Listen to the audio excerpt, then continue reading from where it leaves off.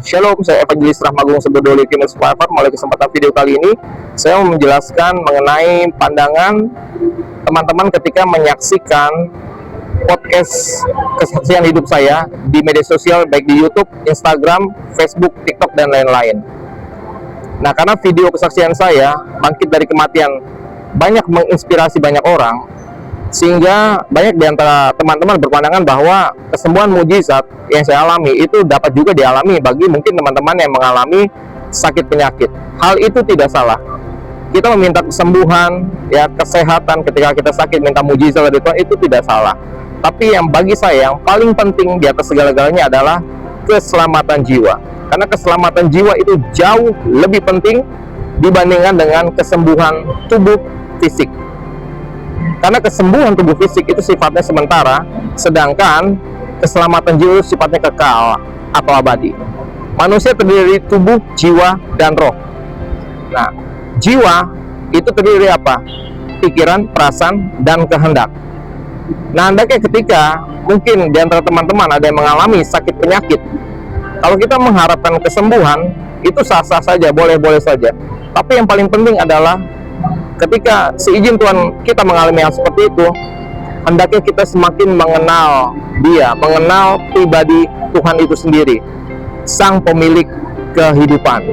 Nah, saya diingatkan satu ayat firman Tuhan di Matius 16 ayat 26. Apa gunanya seseorang memperoleh seluruh dunia tetapi kehilangan nyawanya? Dan apakah yang dapat diberikannya sebagai ganti nyawanya?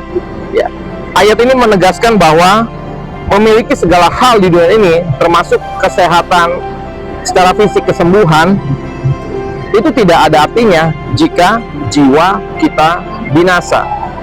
Karena nanti pada akhirnya tubuh kita akan kembali ke tanah, roh kita akan kembali kepada Tuhan. Ingat, ketika Adam diciptakan, dihembuskan nafas kehidupan oleh Tuhan melalui hidungnya, dan roh kita akan kembali kepada Tuhan, dan jiwa itu yang akan kekal selamanya. Karena apa?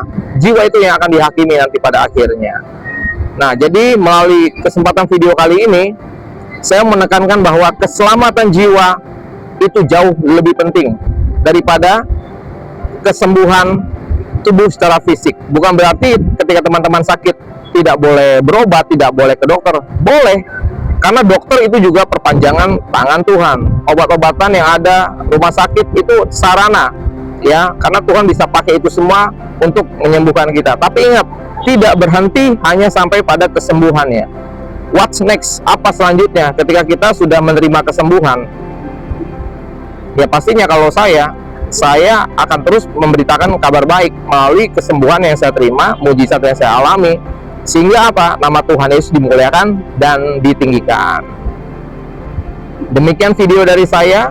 Tetap setia, tetap terus berjalan dalam rencana Tuhan, karena Tuhan menyertai setiap langkah kehidupan orang yang berkenan di hadapannya. Tuhan Yesus berkati kita semua. God bless you.